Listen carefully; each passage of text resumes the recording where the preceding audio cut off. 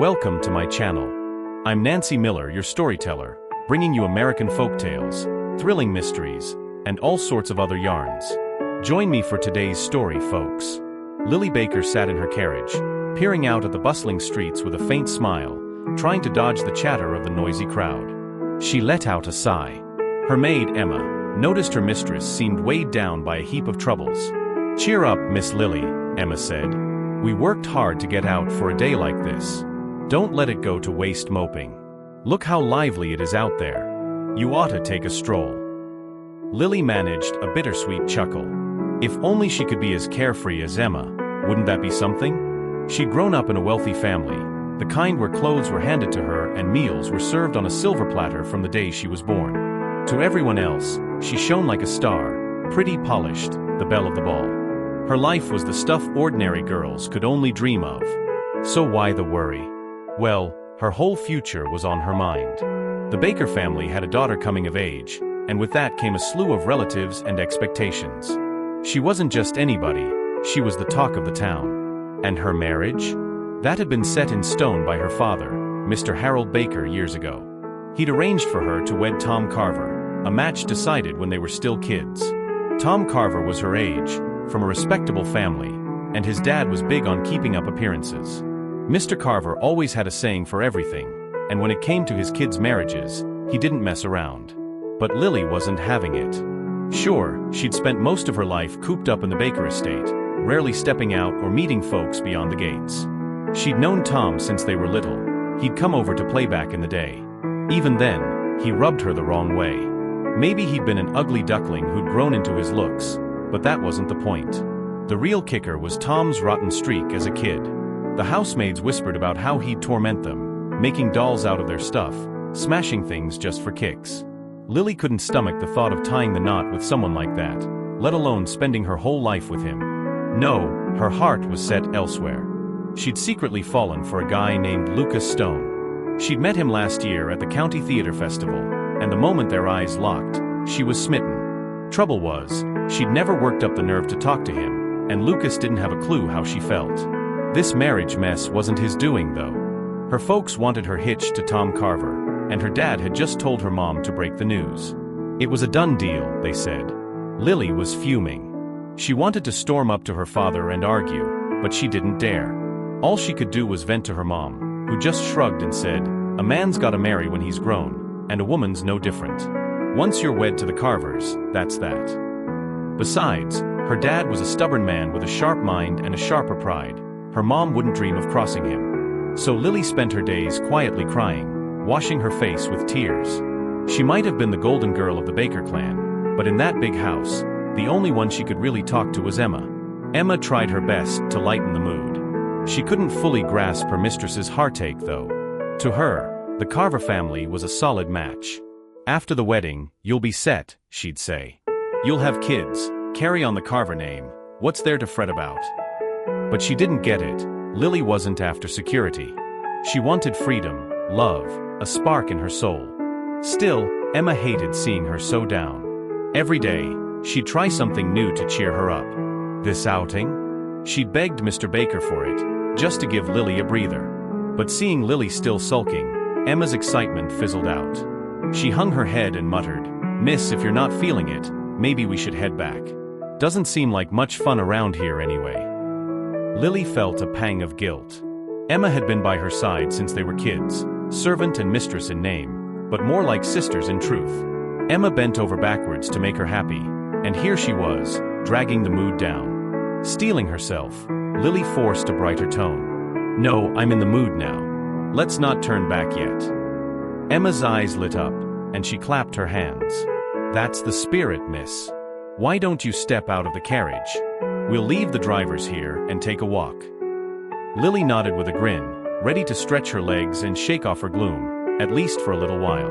Lily Baker agreed with a smile, but the carriage drivers weren't keen on staying put. Back when they'd set out, Mr. Harold Baker had given them strict orders: "Don't let my daughter out of your sight. If anything happens to her, you'll answer for it." Seeing the drivers itching to tag along, Lily's face darkened. She fixed them with a hard stare, and the men shrank back, avoiding her gaze. Sure, she was kind to folks, But that didn't mean she couldn't put her foot down. Besides, the drivers felt bad seeing her cooped up and glum all the time. They weren't heartless. Lily softened and flashed a bold grin. "Emma and I are just taking a stroll. What, you think we'll get lost? You've worked hard enough, stay here. We'll toss you some cash so you can grab a bite while you wait." She nodded to Emma, who dug into her pocket and handed the drivers a few bucks. With that, Lily took Emma's hand, and the two stepped out together, ready to explore. It was just past the town's big 4th of July bash, and the summer heat was kicking in.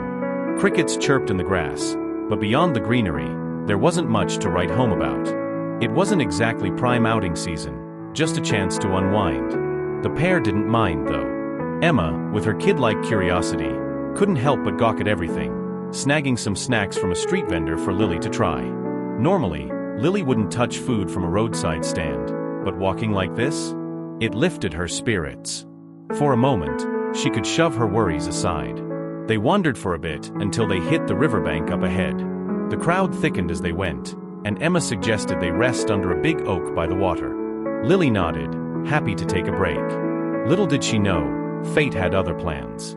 As they approached, a commotion broke out nearby, a knot of people arguing, voices rising. Lily wasn't one for gawking at drama, but Emma's eyes sparkled with excitement. Before Lily could protest, Emma grabbed her arm and dragged her toward the ruckus. Pushing through the crowd, Lily froze. There, in the thick of it, were two groups squaring off. On one side stood a guy about 20, shielding an old man, none other than Lucas Stone. He was locked in a heated spat with the other side, a flashy young man waving a fancy folding fan, oozing arrogance. This was Don Prince, flanked by 3 cronies. Lucas's voice cut through the noise. "Don, this old guy was just in a hurry and bumped into you. Why are you making a mountain out of a molehill?" Don smirked, snapping his fan shut and tapping it against his palm. He tilted his head, sneering at Lucas. "You got any idea how much this suit's worth, Stone? He scuffs it, he pays. You wanna play hero? Fine, cough up the cash yourself." Lucas's face went red. Lily, watching from the sidelines, took him in. He was dressed simple, clean, but nothing fancy. Yet here he was, standing up for some stranger, an old-timer no less. It only made her admire him more. Still, she couldn't just butt in, not with all these people around. If word got back to her dad, with his temper and pride, he'd hit the roof. She was still wrestling with her thoughts when Emma, beside her, couldn't hold back any longer. Emma might have been a maid, but she had a heart of gold. Seeing Don Prince in his slick getup bullying a poor old man flipped a switch in her. She piped up loud and clear, "Mr. Prince, you look like an educated fella. Ever hear of treating folks with a little decency? Picking on an old man like that, what's your excuse?" Don spun around, his smug grin fading into a scowl as he spotted Emma and Lily. Then his expression shifted. He snapped open his fan, gave it a couple of flicks, and put on a charming act. "Well, well, don't you ladies know quality when you see it? This suit." Before he could finish, one of his lackeys leaned in and whispered something. Don's smug look faltered for a split second, then he recovered. "Turns out I'm pals with Tom Carver," he said smoothly. "Since you're a baker, Miss Lily, I'll let this slide. Catch you later." With that, he turned on his heel and strutted off with his crew. The crowd, there for the show, started to scatter once the drama fizzled. Left behind were Lily, Emma, Lucas, and the old man, who was wiping tears from his weathered face. He thanked Lucas and Emma profusely. Lucas rummaged in his pockets, pulling out a few coins. "It's all I've got," he said, pressing them into the old man's hand. "Get yourself some grub." As the old man shuffled off, Lucas turned to Lily and Emma with a shy nod. "Thanks for the backup. I remember you two from last year's Flower Fest. Your gift really helped me out." But he didn't linger to chat. Lily noticed a gash on his arm, probably from Don's goons before she and Emma showed up. Her heart twinged. Lucas might have come from a humble family, but he had a shine to him, honest, upright, with eyes that looked right into you. She felt her cheeks heat up. "Lucas, Mr. Stone, I mean you're hurt," she stammered, pulling out her handkerchief. "Let me patch that up." Emma's jaw dropped. "Miss Lily, what are you doing? That's your personal hanky. It's got your initials stitched on it." You can't just use it on some guy. But Lily didn't care. She gently tied it around Lucas's arm, then blushed hard when she realized how close they'd gotten. Lucas, cool as ever, thanked her again with a warm smile. The moment was fleeting though. They didn't have much to say with all that had just happened. As he turned to go, Lily blurted out, "Wait. Could you bring the handkerchief back? Say 3 days from now, noon, right here by the river." Lucas nodded. "Sure thing. I'll be here." Then he walked off. Emma rounded on Lily the second he was out of earshot. "Miss, that was reckless. If your dad finds out." Lily barely heard her, lost in a daze. The outing was over. She didn't feel like wandering anymore. She led Emma back to the carriage, her mind spinning. Sitting inside as they rolled home, she couldn't stop thinking about Lucas and their little deal in 3 days. That handkerchief? It was her excuse to see him again. She clutched the thought tight, a small smile tugging at her lips. Emma, walking beside the carriage, caught on quick. She was sharp as a tack. Watching Lily alternate between prim composure and giddy grins, she rolled her eyes and muttered, "This girl's gone spring crazy in broad daylight. What a mess." Lily's face went scarlet. She shot Emma a glare through the window. Emma stuck out her tongue in return, and the carriage pulled up to the Baker house. Stepping out, Lily's mood sank again. The thought of her father's stern face dragged her spirits back down to earth. As the carriage rolled to a stop in front of the Baker house, Lily Baker stepped out, her brief spark of joy snuffed out. The thought of her father's cold, unyielding stare sent her heart plummeting. She couldn't wrap her head around it. Why did life have to be so full of letdowns? Take Tom Carver, for instance. She'd rather not lay eyes on him ever again, but if she married him, she'd be stuck facing that smug mug for the rest of her days. What kind of misery was that? She trudged inside and headed straight to her room, plopping down by the window. Propping her chin on her hand, she gazed out at the world beyond. Even the birds flitting around out there had more freedom than she did. She couldn't even measure up to a sparrow. "Stop overthinking it," she muttered to herself. "This marriage your dad set up? You don't get a say in it." Emma, who'd grown up with her and knew her every mood, hovered nearby. She could tell what was eating at her mistress. Sometimes, she spotted things Lily didn't even see in herself, like how right now, she was clearly mooning over Lucas Stone without admitting it. That just made Emma resent Tom Carver, and this whole wedding plan from Mr. Harold Baker, even more. Lily sighed aloud, half to herself. "I'd rather stay single forever than go through with this." Emma's eyes widened. "Miss Lily, you're the eldest daughter. Folks expect you to tie the knot. It's just how it goes. Doesn't mean it's gotta be Lucas Stone though." Lily's face flushed crimson, caught off guard by Emma calling it out so plain. Deep down, she knew Emma was right. Her and Lucas? They were like two trains on opposite tracks. Maybe they'd crossed paths for a fleeting moment, but they were bound to veer apart. The thought stabbed at her heart like a knife. She didn't have the energy to talk anymore, let alone drag herself downstairs. The next 3 days crawled by in a haze of misery. But when the day came for Lucas to return her handkerchief, Lily perked up. She'd been buzzing with anticipation since dawn. Trouble was, the weather wasn't cooperating. The morning sky hung heavy with clouds, and after breakfast, it turned downright gloomy, sticky and stifling, the kind of air that screamed a storm was brewing. If she asked her dad to go out in this, he'd shut her down flat. What now?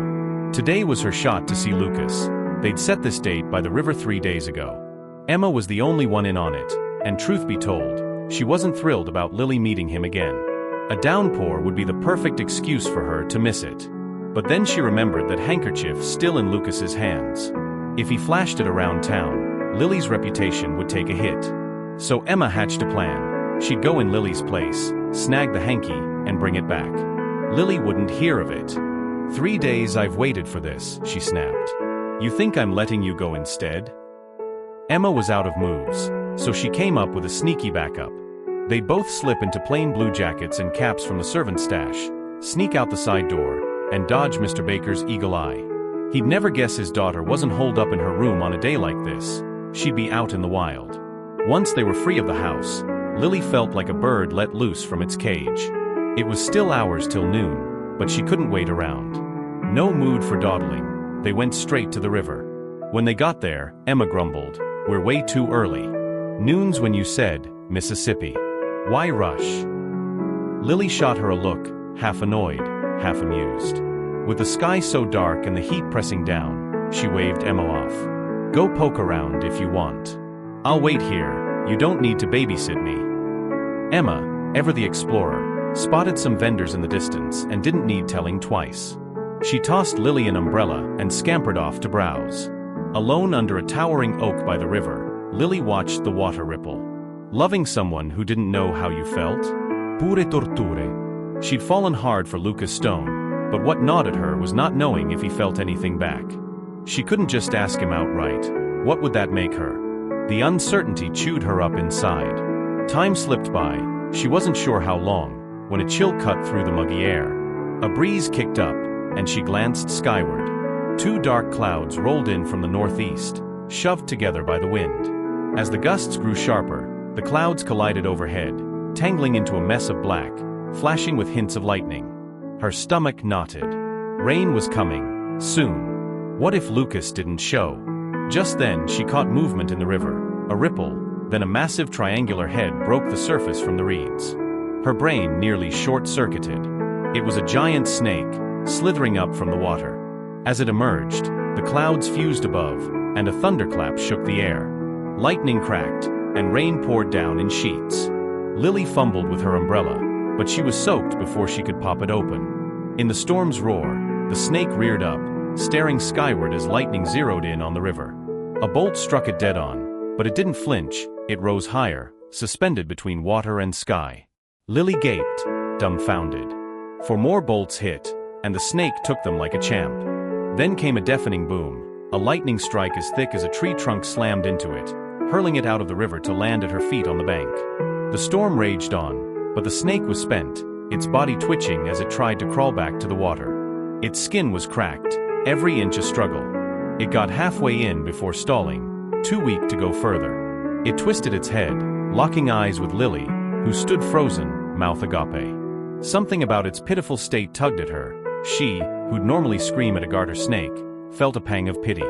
Gritting her teeth, she snapped her umbrella shut and used it to shove the snake's bulk back into the river. She wasn't strong, years of staying indoors hadn't done her any favors, but she pushed with everything she had, panting and soaked to the bone. The snake hit the water, rolled twice, then surged upright again, facing down one last bolt.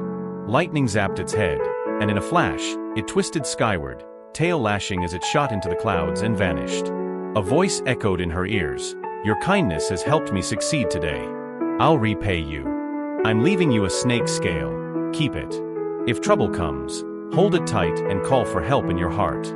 I'll find you through a strand of your hair and return the favor." The words faded, and the rain stopped cold.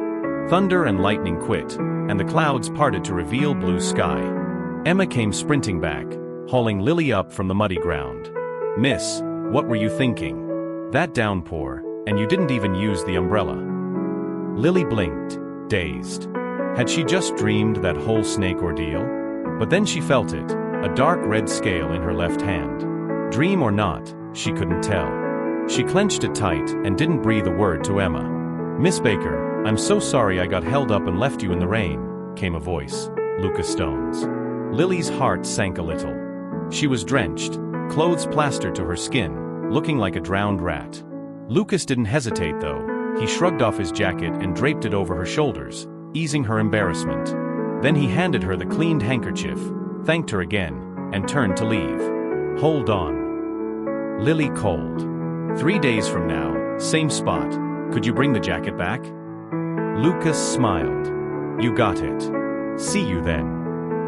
And he was gone. Emma rolled her eyes so hard they nearly popped out. 3 days to return this, 3 days for that. Your dad's gonna catch on, miss, and then we're toast. Soaked as she was, Lily didn't care. She'd seen Lucas again, that was worth everything. Little did she know, a bigger storm was waiting back home. Lily Baker slipped back into the house through the side door, her spirits high despite the soggy clothes clinging to her. She'd barely changed into dry duds in her room when another maid popped in, looking nervous. "Miss, your dad wants you in the parlor now." Her stomach churned as she stepped out, unease creeping up her spine. When she walked in, it wasn't just her father, Harold Baker, waiting. Her mom, Clara, was there too. Harold's face was a thundercloud, dark and grim. 2 days from now, he barked, you're marrying Tom Carver. No changing it. Lily Siron. She couldn't believe it. 2 days? The house hadn't even started prepping for a wedding. None of the usual bustle, no decorations, nothing. This had to be a snap decision. What the heck had happened? Harold stormed off without another word, leaving Clara to sigh and fix Lily with a weary look. You were down by the river, weren't you? The Carvers got wind of it. Tom's buddy Don Prince saw you tearing into someone there. Your dad's all about saving face. He figures marrying you off quick'll hush it up.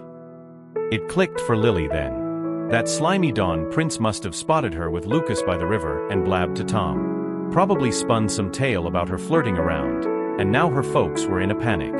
Clara didn't stick around to hear Lily's protests. She just walked out, ignoring her daughter's teary pleas. It wasn't that Clara didn't care. Harold's word was law, and she couldn't budge him. Lily stopped crying, dragging herself back to her room in a daze. She barely registered Emma trying to comfort her. After a bit, she waved her off. Emma, grab those wet clothes I left and get rid of them. Emma obeyed, stepping out with the bundle. When she came back though, she froze. Lily had a pair of scissors in her hand, poised over her chest. Emma lunged, grabbing her wrist. Miss, no. But Lily fought back, wild and determined. They tussled, knocking over a chair, until the racket brought another maid running. Soon, Harold and Clara burst in, staring at their daughter wrestling with death. Dad, Lily spat, breathless. You can force me to marry him, but you can't stop me from dying. Harold's whole body shook, rage and shock mixing. Clara sobbed helplessly. What could they do? After a long tense silence, Harold steadied himself and glared at Lily. This is about that Lucas Stone boy, isn't it? Fine, spill it. If you don't want Tom Carver, we'll call Lucas over and see if he'll marry you. But will he even say yes? Lily blinked, stunned. Her dad was backing down? If she'd known he'd bend, she'd have spoken up sooner instead of tearing his heart out like this. Harold, seeing her guilt, snapped at the family butler. Go to the Stone place right now. Tell Lucas to get over here. He turned back to Lily. Sit tight, we'll see what he says. If Lucas agreed, it'd be 2 days still. He'd come fetch her at dusk. Lily felt like she'd been through hell and back that day. She started to apologize, but Harold cut her off, his voice stern. You're my only girl, Lily. I could have pushed you harder, but I was mad you didn't trust me with the truth. She mumbled apologies, guilt gnawing at her. But a new worry crept in. What if Lucas didn't want her? He didn't even know she'd been pining for him. If he said no, her whole meltdown would look like a fool's tantrum. 2 agonizing hours later, the butler returned. Lucas heard the offer and said yes on the spot. He'll be here in 2 days to pick her up. Lily's heart leapt, though she kept it under wraps, still reeling from how she'd hurt her folks. Emma, though, wasn't buying it. Hold on, she whispered later. The Bakers throwing a wedding's a big deal. Why's it so rushed? And Lucas agreeing just like that. No questions? He didn't even come check with us first. Lily was too caught up in her joy to overthink it. Marrying the guy she loved beat tying the knot with Tom Carver any day, rushed or not. 2 days later, she was decked out in a red dress, hastily prepped, but festive enough. She pulled a veil over her face and waited quietly, nerves buzzing. Emma had been a whirlwind these past days, fussing over details. Right up till dusk, she'd been digging around, trying to track down Lucas and confirm this wedding was legit.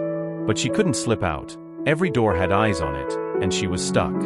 As night fell, a noisy procession rolled up to the Baker house, horns blaring, drums thumping. Lily, veiled, was led to a sedan chair and carried off amid the racket.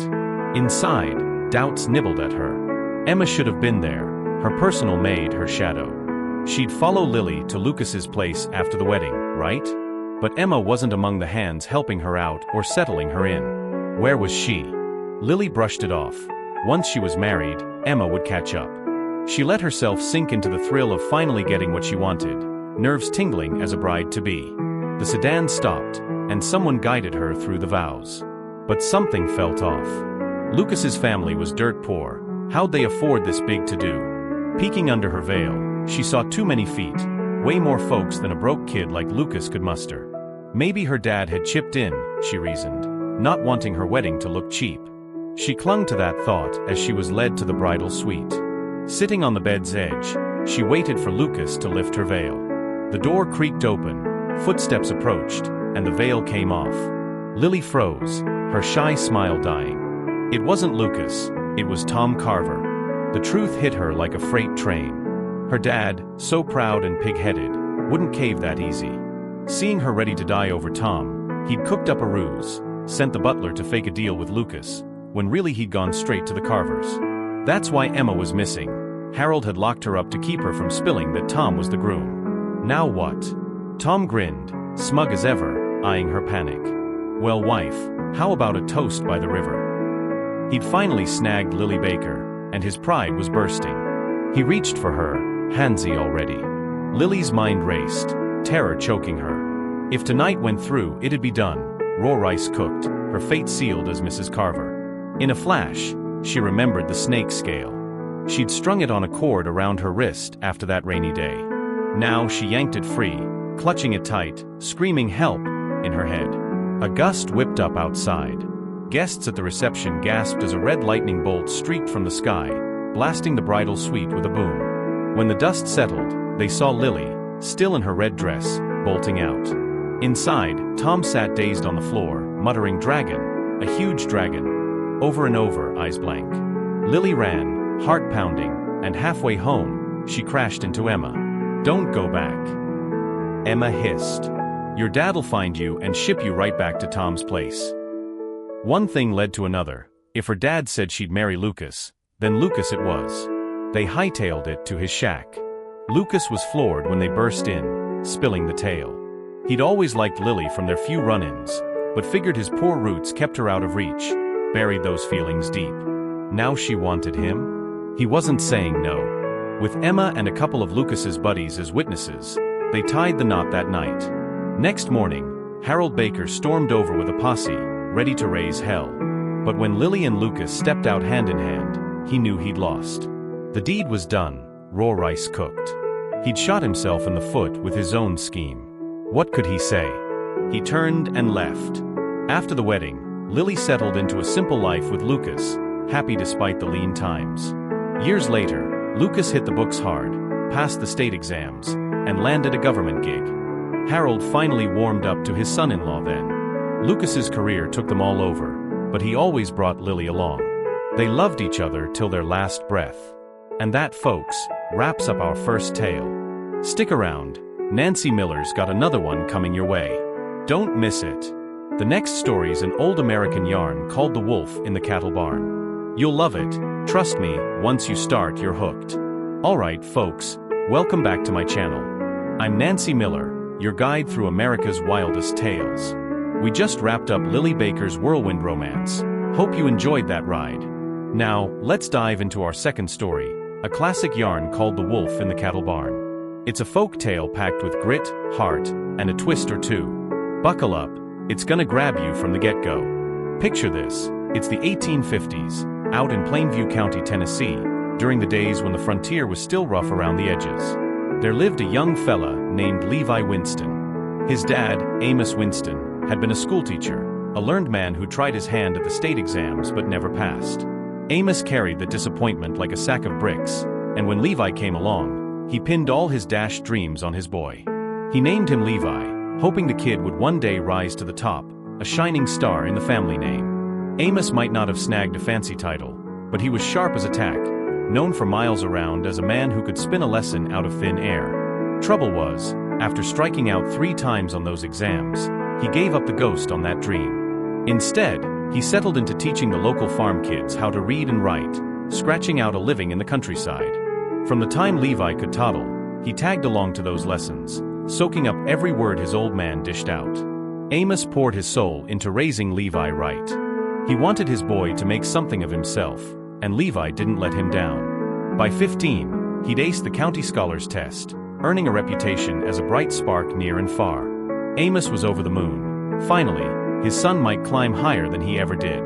But just when hope was blooming, Amos took sick, real bad. Before long, he was gone, laid to rest under a Tennessee oak. When Amos was alive, the Winston place wasn't exactly rolling in dough, but they got by, food on the table, clothes on their backs. After he passed, though, Levi's mom, Ruth, couldn't handle the grief. She withered away and followed Amos to the grave not long after. With both parents gone, Levi's world caved in. No income, no safety net, just a kid alone in a hardscrabble life. To keep his head above water, Levi had to ditch his studies. He drifted into Plainview's little town square, looking for any work he could find. An old-timer named Jed Carter took pity on him. Jed ran a general store and offered Levi a job helping out in the back, tending the oil lamps and hauling supplies. It wasn't glamorous, but it beat starving. Once he settled in, Levi turned into Jed's oil runner, fetching kerosene, filling lanterns, keeping the place lit. 3 days back, Jed got word that the Cloud Spring Church, 10 miles out, was gearing up for a week-long revival. They'd need barrels of lamp oil to keep the tent glowing through those long prayer nights. Jed and Levi spent days pressing and bottling oil like madmen. Come the morning of the revival's kickoff, Levi slung a yoke over his shoulders, loaded it with oil cans, and set off to peddle his wares at the church.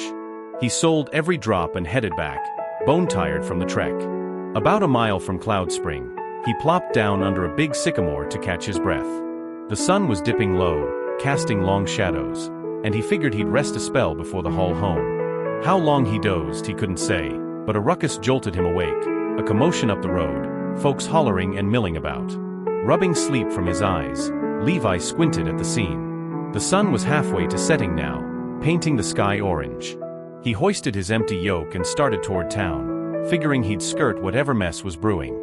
But as he passed the crowd, a woman's wail cut through the chatter, sharp, heartbroken. Curiosity got the better of him. He slowed his steps, edged closer, and nudged his way into the throng to see what was what. Levi Winston elbowed his way through the crowd, yoke still slung over his shoulder, and caught sight of the trouble. A young woman, maybe 20 or so, knelt on the dusty road, tears streaming down her face. She was pleading with a well-dressed fella, Trent Parker, a local rich kid known for throwing his weight around. At Trent's feet sat a mangy hound, tongue lolling out, barking up a storm at the woman. "Mr. Parker, please," she sobbed, "let me and my boy go. Have some mercy." Trent let out a cold laugh. "Mercy? You're making it sound easy, lady. You think you can just smash up my dog and walk away? This here's my prize hound. I paid good money for him, $10 cash from a trader up in Knoxville.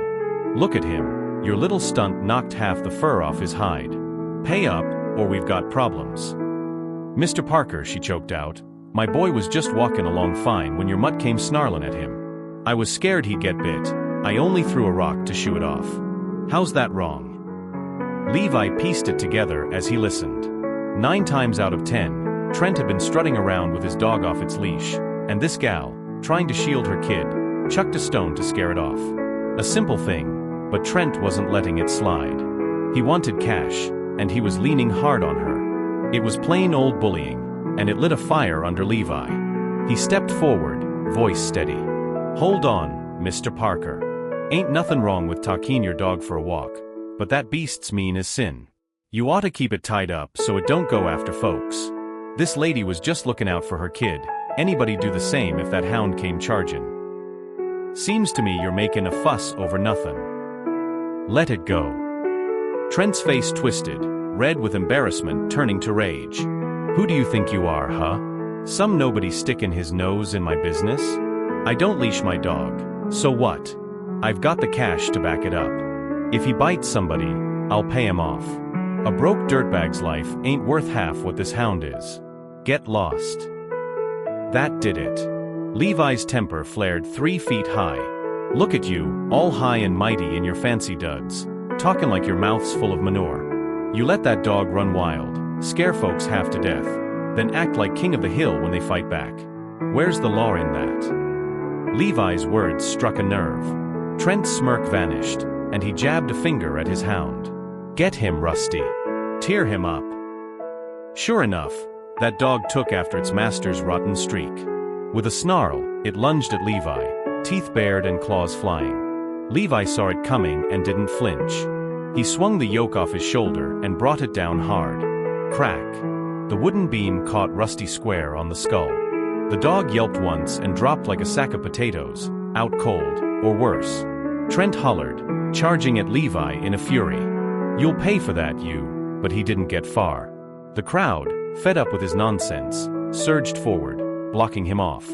Levi didn't waste a second. He scooped up the woman's kid, a scrawny boy clinging to her skirt, grabbed her arm, and bolted. They ran for a good 15 minutes, weaving through back trails till Trent's yells faded into the dusk. Finally, they stopped, panting in the dim light. The woman caught her breath and turned to Levi. "Thank you, mister. You saved us back there." "Ma'am, it's getting dark," Levi said, glancing at the sky. "I reckon that Parker fella ain't the type to quit easy. Where's home? I'll walk you there." From her, Levi learned her name was Sadie Green. She lived out in Parker's Hollow, 10 miles off, a little settlement named ironic-like after Trent's kin. Sadie's life hadn't been easy. 5 years back, at 15, she'd married a man named Jim Green. 2 years in, Jim died in a logging accident, leaving her widowed with a toddler. She never remarried, instead moving in with her father-in-law, old man Luke Green, to raise her boy, Tommy. The Green place wasn't much. Sadie scraped by weaving cloth for neighbors, earning a few cents here and there. Old Luke, though, was a deadbeat, lazy as a hound in the sun, always sneaking off to gamble in town. He lost more than he won, and when the money ran dry, he'd come begging Sadie for her hard-earned scraps. She was stretched thin, body and soul. That day, Tommy had taken sick, so Sadie hauled him to Plainview to see a doc. On the way back, Trent's dog came out of nowhere, snapping at the boy. Scared stiff, Sadie grabbed a rock and winged it at the hound. Not hard enough to kill, mind you, just to spook it. She didn't have the strength for more. But Trent blew it up, claiming she'd ruined his precious Rusty's coat and demanding she fork over cash she didn't have. By the time Levi got the whole story, they'd reached her rundown shack in Parker's Hollow. It had been 2 days since he'd left Cloud Spring Church, and he'd meant to head home after dropping her off. Sadie was a widow, though, and him staying over didn't sit right, folks talk. But just as he turned to go, the weather flipped. Thunder rumbled, and rain came down in buckets, turning the trail to mud. Sadie hesitated, then spoke up. "Mister, I owe you big, but my father-in-law's a suspicious old coot. If he catches me bringing a stranger inside, he'll raise Cain, probably cook up some fool story about me. We've got a cattle barn out back, though. It's beat up, but it'll keep the rain off. If you don't mind, stay there tonight." The downpour wasn't letting up, so Levi nodded and followed her to the barn. It was a rickety thing, gaps in the boards, straw scattered around, but it beat drowning. He settled in, exhaustion hitting hard, and drifted off quick. Middle of the night, a noise snapped him awake. He blinked, groggy, and peered out a crack in the barn wall. Under the shack's window, a shadowy figure was banging on the door, growling low. "Sadie, open up. I've got something to say." "Pa, I'm asleep," came her tired reply from inside. "Whatever it is, save it for morning." Levi tensed. That had to be old man Luke, the no-good gambler she'd mentioned. Something was up, and it didn't sound good. Levi Winston crouched in the leaky cattle barn, ears perked as old man Luke hammered on Sadie Green's door. From her groggy reply, Levi could tell she wasn't keen on letting him in, but the old coot wasn't giving up. "Sadie, this can't wait," Luke barked, his voice slurred, probably from a night of whiskey and cards. "Open the dang door, it's now or never." Inside, Sadie sighed, long and weary. Levi heard the creak of floorboards as she shuffled over and unlatched the door. He didn't like the sound of this. Luke was trouble, and Sadie didn't need more grief. Quiet as a shadow, Levi slipped out of the barn and crept under the shack's window to listen. "What's so all-fired urgent, Pa?" Sadie asked, her tone sharp. "I'll tell you straight, we ain't got a penny left. What little I scraped together's for Tommy's medicine. If you're after cash, button your lip." Luke chuckled, low and mean. "Ain't here for your money, girl. Fact is, I've got some." He jingled a coin pouch, the clink cutting through the night. "But here's the kicker. Come sunrise, you won't be my daughter-in-law no more. I sold you off to Sam Tucker." Sadie gasped, her voice breaking into a furious sob. "You what?" "I've put up with you 'cause your kin pa let you gamble away every dime without a peep. I ain't against remarrying someday, but Sam Tucker? You can't shove me into that pit. He's a low-down skunk, and you know it. I won't do it, never. Luke's face hardened. Levi could see his silhouette stiffen through the cracked window. Without a word, he stepped forward and slapped Sadie hard across the cheek. That was it. Levi'd had enough. Gripping the yoke he'd carried all day, he charged through the door shouting, "Back off, you old buzzard." Luke jumped, startled as Levi burst in like a tornado. Recovering quick, he pointed a shaky finger. "Who in tarnation are you?" Then he spun to Sadie, smirking. "Well, I'll be. Here's why you're so picky about Maureen, huh? Sneaking some fella in behind my back. You little." "Shut your mouth, Pa." Sadie snapped, cutting him off. "Don't you dare twist this. He's the one who saved me and Tommy today. You'd know that if you weren't off losing our last dime." But Luke wasn't hearing it. He doubled down, spewing filth about Sadie's honor. Levi's blood boiled. He couldn't stand by while this snake slandered her. He swung the yoke, aiming for Luke's shoulder. The old man dodged, cussing a blue streak, and stumbled out the door, vanishing into the dark.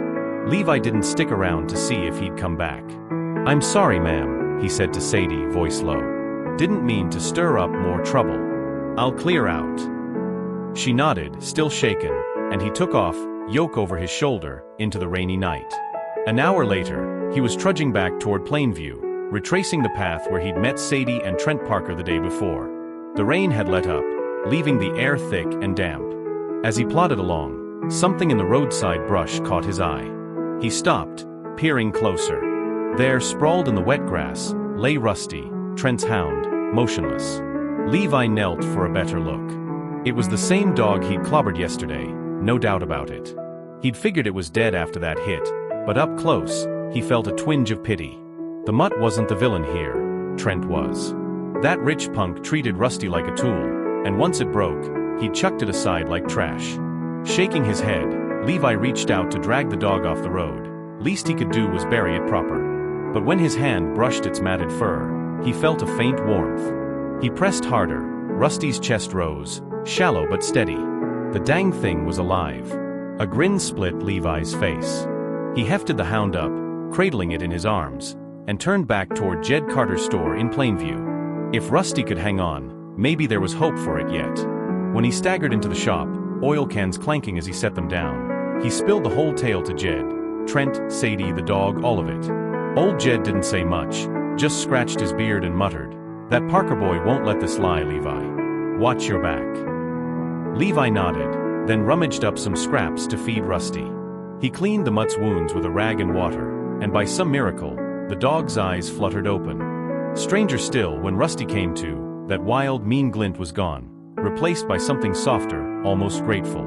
Levi stared, dumbfounded. What in the world had changed this beast overnight? Before he could puzzle it out, the shop door banged open. Two rough-looking deputies stormed in, badges glinting. Without a word, one clapped a pair of irons on Levi's wrists while the other barked, "You're coming with us, boy, county jail. Move it." Levi didn't even get a chance to argue. They hauled him out, Rusty whining faintly behind him, and marched him off into the night. Levi Winston stumbled as the deputies shoved him into the Plainview County Jail, wrists chafed raw from the iron cuffs. The cell door clanged shut behind him, and it wasn't until they hauled him before the county judge the next morning that he got the full story. Turns out, he'd landed smack in the middle of a murder rap. That very dawn, someone had found old man Luke Green dead, throat cut, sprawled in a ditch outside Parker's Hollow. A neighbor swore up and down they'd seen Levi skulking around Sadie's shack the night before, and that was enough to pin him as the killer. Levi's head spun like he'd been hit by 5 thunderbolts. He blurted out everything: Trent Parker's dog, Sadie's trouble, Luke's rotten scheme to sell her off, the scuffle in the shack. He laid it all bare, one truth after another, to Judge Amos Tate. The judge, a wiry man with a gray beard and sharp eyes, sized Levi up. He didn't look like your typical backwoods thug, more like a bookish kid fallen on hard times. Levi's story held water, too, no cracks or stutters. Tate's gut told him this boy was likely framed, 8 ways to Sunday. To get to the bottom of it, he ordered Trent Parker dragged into court. When Trent swaggered in, all cocksure in his tailored vest, something wild happened. Rusty, the hound Levi had patched up, came limping in from nowhere, trailing behind Jed Carter, who'd shown up to watch. The dog took one look at Trent and went berserk, lunging at him with a snarl. Before anyone could blink, Rusty's teeth tore into Trent's fancy coat, ripping it to shreds. The courtroom froze, folks gawking. Deputies yanked Rusty back, but not before Judge Tate spotted something. Scratches, fresh and red, crisscrossing Trent's arm where the sleeve hung in tatters. Tate leaned forward, voice like steel. "Parker, speak plain, where'd those marks come from?" Why'd the judge zero in on that? Well, when they'd inspected old man Luke's body, they'd found his right hand busted up, nails snapped, with skin flakes wedged underneath. Clear as day, Luke had clawed at his killer in a last-ditch fight. Now, with Rusty exposing Trent's arm, those scratches looked mighty suspicious. Trent stammered, spinning a yarn about some barroom brawl, but it was flimsy as wet paper. Judge Tate shot it down, question by question, till Trent couldn't talk his way out. After a grilling that left him sweating bullets, Trent cracked. Here's what came out. After Levi whacked Rusty and bolted with Sadie the day before, Trent got held up by the angry crowd. Once they scattered, he'd hunted for Levi to settle the score, but the trail was cold. Pitched to fit, he dumped Rusty's body in the brush, thinking the dog was done for. Later, he'd asked around and tracked Levi and Sadie to her shack. That's when he saw Luke stumble out, cussing after Levi's run in. Trent tailed the old man, prying out that Levi'd been there. A dark idea sparked. He'd frame Levi for murder. He ambushed Luke, slit his throat, and tossed him in a ditch. Then he greased a neighbor's palm with a few silver dollars to swear Levi was the culprit. The neighbor cooked up a lie, said Levi and Sadie were sweet on each other, and when Luke caught wind, Levi killed him to hush it up. Only hitch? In that final scrap, Luke had raked Trent's arm good, leaving damning proof under his nails. Once Rusty ripped Trent's coat, the jig was up. The truth spilled out like whiskey from a busted barrel. Judge Tate didn't waste time. Trent and the lying neighbor got slapped with the full weight of the law, Trent for murder, the neighbor for bearing false witness. As for Levi, Tate saw potential in him, a smart kid with a knack for words, not a lick of malice. He cleared him of the charge, then offered him a clerk job at the courthouse. On top of that, figuring Sadie could use a decent man after all this mess, he hitched her to Levi right there in the county records. 3 years later, Levi passed the state scholar exams, then aced the bar to become a lawyer. The tale pretty much ends there, folks. Some of you might wonder, how'd Rusty go from a snarling brute to a loyal mutt overnight? Well, there's a touch of tall tale magic in that. Old sayings round here go, a good man raises a good dog, a mean one breeds a cur. Rusty wasn't born bad, Trent made him that way. With Levi, he turned gentle. Dogs are man's truest pals, and they've got a spirit to them. Good or evil depends on who's holding the leash. That's the hunger of it, not the dogs, but the folks who shape him. And there you have it, the end of the wolf in the cattle barn. If you liked this yarn, drop a note below, hit that subscribe button, and share it round. Thanks for listening, y'all. Catch you in the next one.